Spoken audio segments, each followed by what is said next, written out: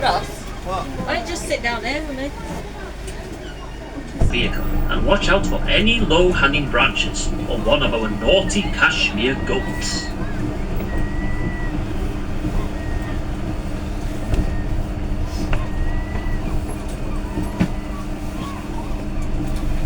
Thank you.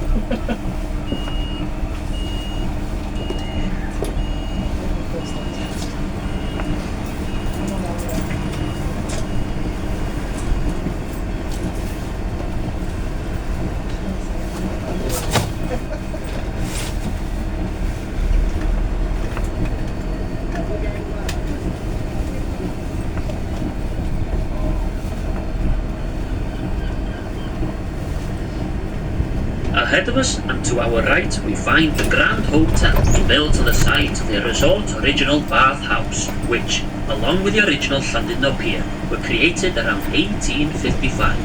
Today, the 168-room Grand Hotel is the largest hotel in North Wales. The Beatles stayed here in 1963 when they played in the town, and it is reported that when Winston Churchill stayed here in 1948, he requested a candelabra so that he could light his cigars. From here and down to our right, you can appreciate the length of the Llandudno Pier, which is over 3 times longer than the Great Orme is high. Today, the longest pier in Wales at 2,295 feet in length, one of the finest in the United Kingdom, and recently featured in the hit ITV television series, The Pier. The original pier was constructed by the St George's Harbour and Railway Company and stretched for just 242 feet. But after the Royal Charter storm in 1859, the decision was taken to rebuild a more resilient and impressive structure, the current pier being completed in 1878.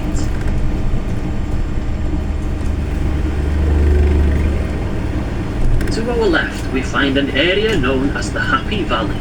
This sheltered hollow on the eastern side of the Great Orme has for many years been a place of entertainment. Back in the post-war years, when outdoor summer shows were commonplace, visitors to the resort would be entertained by the likes of Alex Monroe, Tommy Trinder, and more latterly, Ken Dodd. You should be able to make out the Druidical stone circle, which was erected to mark the presence of the Welsh National Eisteddfod in Llandudno in 1962. The Welsh National Eisteddfod is a celebration of the language and culture of Wales. It takes place every August and the host communities alternate from North to Mid to South Wales to ensure that peoples across the country benefit from this huge event, which attracts around 150,000 visitors annually. As we now make our way onto the Marine Drive, we pass one of 2 original tollhouses which have been collecting tolls for use of this private road since 1878. This is when the present-day roadway was constructed, replacing the original footpath around the Great Orme that was opened in 1858.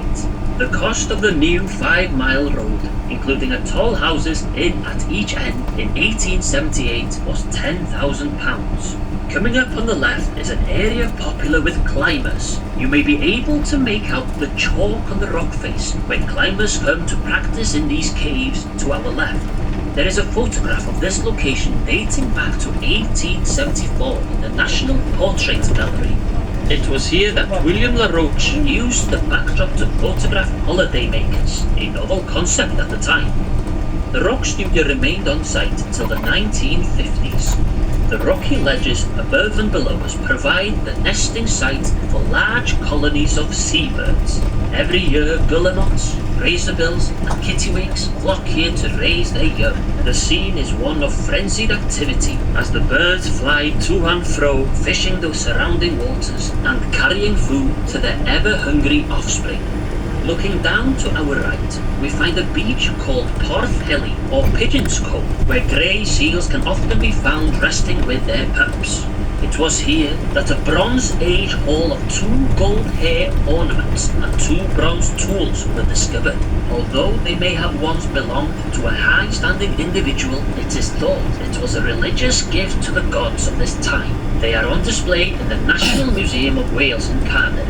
Porth Hilly was once the site of quarrying activity. It was here that stone was quarried for the construction of Conwyn Bridge. A stone chute for loading the boat is still visible.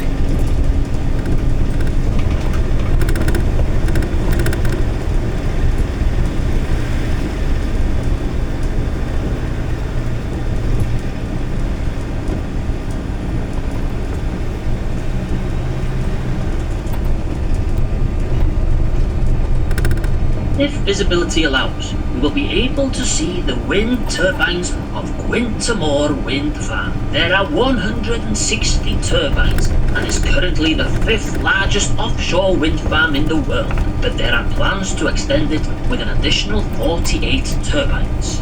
During the coronavirus pandemic, our goats gained world renown as they ventured down from the Great Orme into the centre of town, where they occupied the streets deserted by local residents and shoppers. They would often be seen outside the town's Asda store, possibly attracted by the Kids Eat Free offer.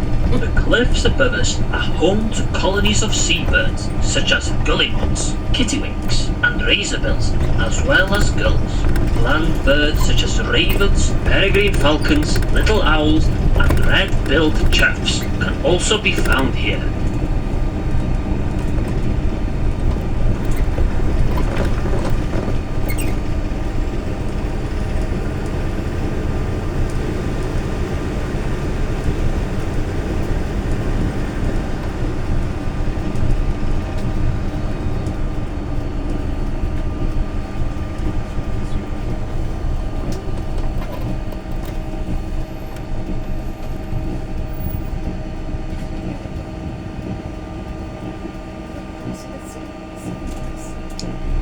Tiltum. We now leave Marine Drive and start our ascent to the summit along St. Didnos Road, whose switchbacks are more reminiscent of the Swiss Alps than on the shore of the Irish Sea. St. Didno is the patron saint of Llandudno, after whom the town is named. In the Welsh language, the word llan means an enclosure or area around the church, so Llandudno is derived from the words llan and Tidno, literally meaning the parish of the church of Saint Tidno. Saint Tidno was an early Christian preacher who lived here in the 6th century, bringing Christianity to the people of the area. It was a good place to live, as there are several natural wells on the Orme, two being very close to the llan, and there is evidence of the land being used for agriculture.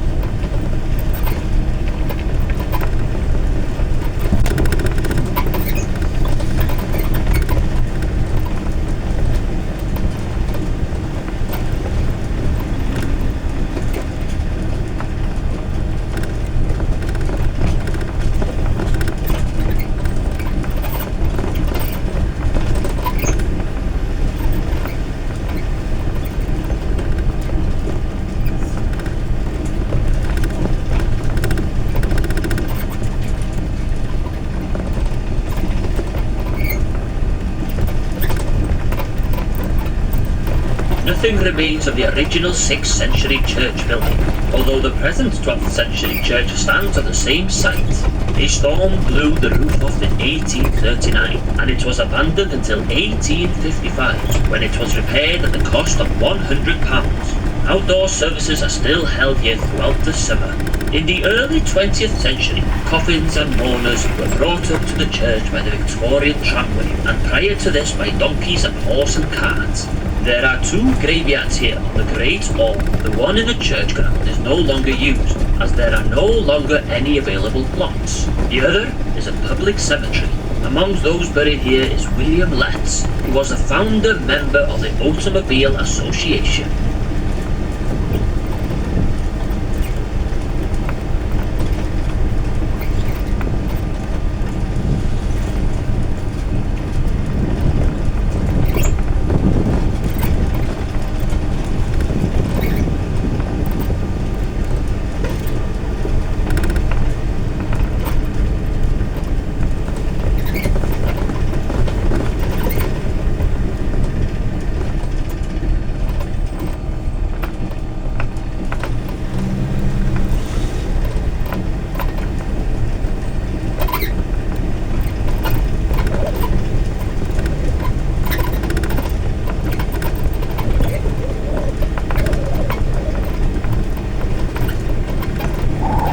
As we proceed up the hill, on the right you will notice there is a farm which is owned by the National Trust, and the grassland area closest to us is where you can see, on close inspection, the footings of Iron Age houses. This is also the area where crops were grown and animals kept. There is also a well called Roman Well here. It takes its name from the tradition that Roman coppermines used its waters to wash the copper ores mined nearby. Our first stop point on this tour will be the Great Orme Coppermines. These were the largest Bronze Age copper mines in the world, dating back over 4,000 years.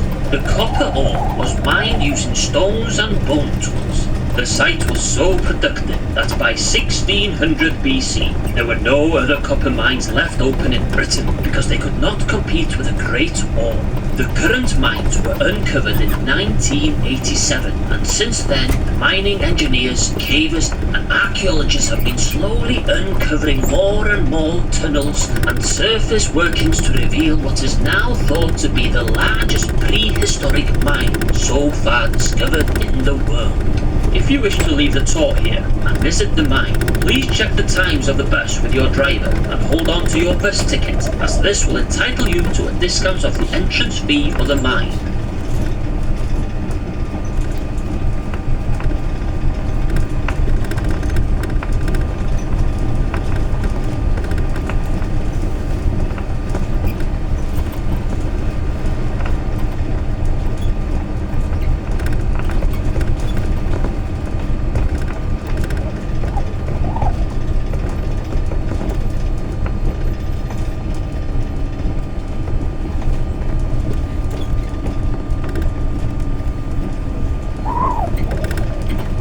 To your left, and then you might see Great Orme Tramway, Great Orme Station.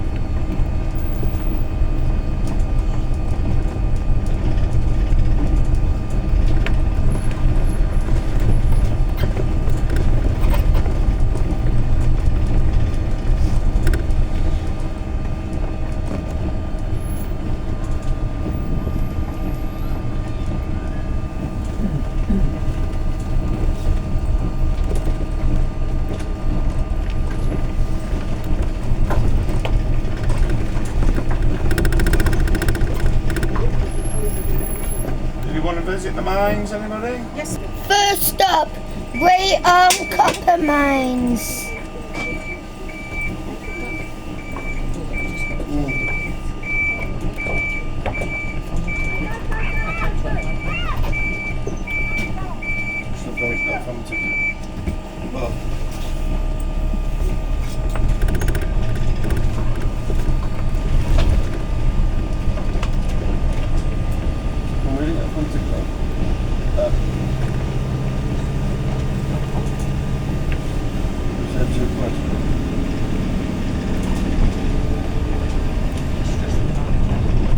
What? The Great Orme is home to approximately 200 cashmere goats.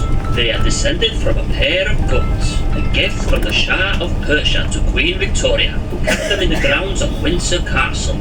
Lord Muston acquired a pair from the royal herd for his estate in Llandudno, then subsequently released them on the Orme. When we arrive at the summit, if you are leaving us here, watch out for the goats, and they are not shy of visitors.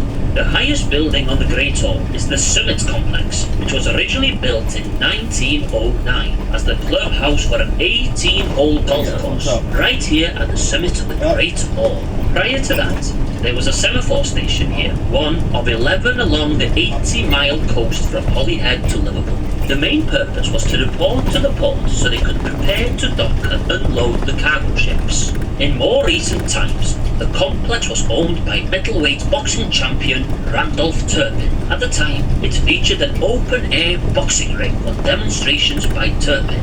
From the summit, and if the weather is kind to us, we will have unrivaled views across towards Anglesey, the Menai Straits and Snowdonia to the west. If we are lucky, to the Isle of Man to the north, along with the Laker District and the Wirral to the east.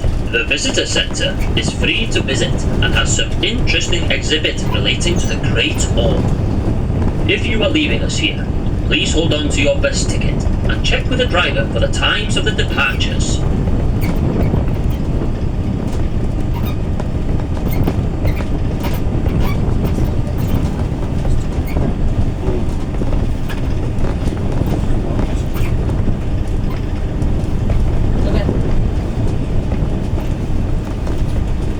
Second stop, Great Orme Tramway, halfway station.